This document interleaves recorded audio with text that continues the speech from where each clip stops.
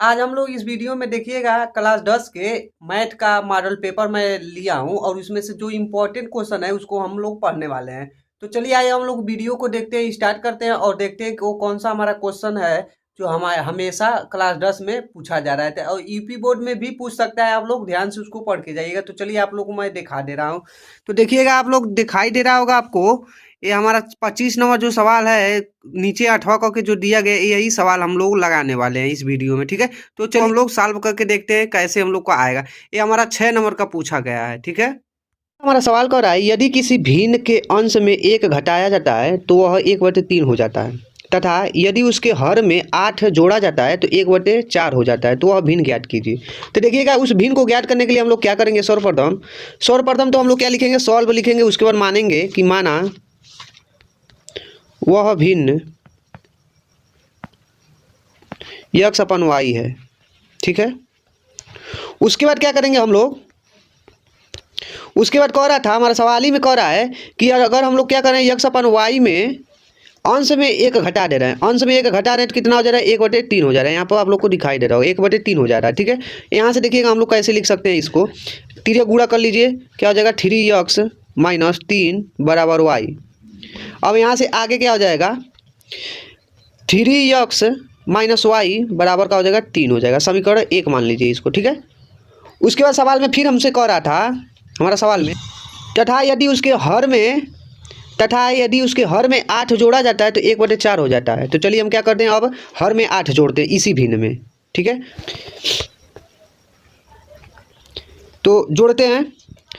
तो हमारा कह रहा था, अगर इसमें क्या कर रहे हैं, x/y में हर में 8 जोड़ दे रहे हैं तो कितना हो जा रहा है हमारा भिन्न, भैया हमारा भिन्न 1/4 हो जा रहा है। ठीक है, अब यहाँ से कैसे लिख सकते हैं, 3 गुणा कर लीजिए, तो लिख सकते हैं 4x बराबर y + 8, इतना लिख सकते हैं। और इसको देखिएगा, हम क्रम में लिखेंगे तो क्या लिखेंगे, 4x - y बराबर 8 को बराबर को धरी रहने दीजिए, इसको समीकरण 2 मान लीजिए आप, समीकरण 2 मान लिए।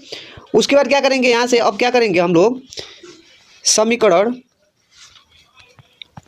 1 एवं 2 को घटाने पर क्या करेंगे, समीकरण 1 और समीकरण 2 को घटाएंगे हम।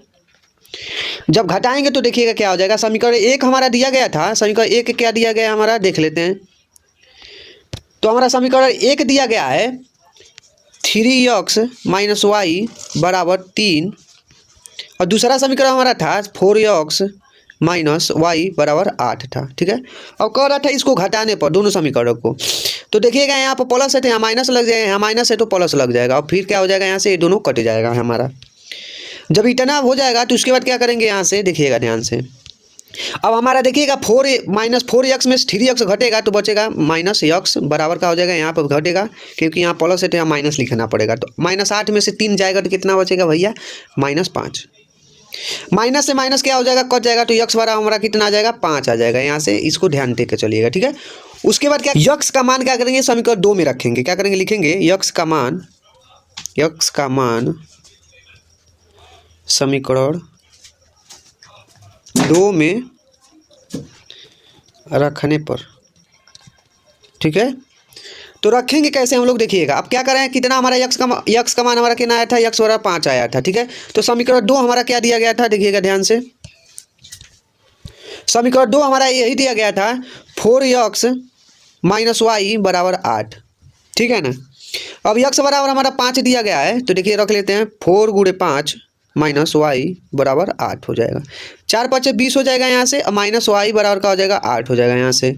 और फिर यहाँ से क्या हो जाएगा हमारा, अब क्या करते हैं, -y का मान ज्ञात करते हैं, तो -y को इधर ही रहने दीजिए, 8 माइनस, देखिएगा इसको 20 को जब इधर करेंगे तो माइनस में हो जाएगा, 20 हो जाएगा। ठीक है, अब यहाँ से लिख के क्या आएगा हमारा, तो -y बराबर क्या हो जाएगा, 20 में से 8 घटाएंगे तो -12 बचेगा, माइनस से माइनस का हो जाएगा कैंसिल, y बराबर का हो जाएगा हमारा 12 आ जाएगा। ठीक है, और x बराबर हमारा कितना आया था भैया, 5 आया था। तो जो हम लोग पहले भिन्न माने थे, पहले शुरू में जो हमारा सवाल कह रहा था, यहाँ पर जो हम लोग भिन्न माने थे, यहाँ पर जो हम लोग भिन्न पहले माने थे, उसी में क्या करेंगे, अब x का और y का मान रख देंगे तो हमारा क्या हो जाएगा, ज्ञात हो जाएगा। तो अब चलिए हम रख के दिखाते हैं आपको। तो हमारा वह भिन्न क्या था, वह भिन्न क्या हो जाएगा भैया, वह भिन्न x/y था हमारा। अब क्या करेंगे, इसी में हम लोग मान को रखेंगे।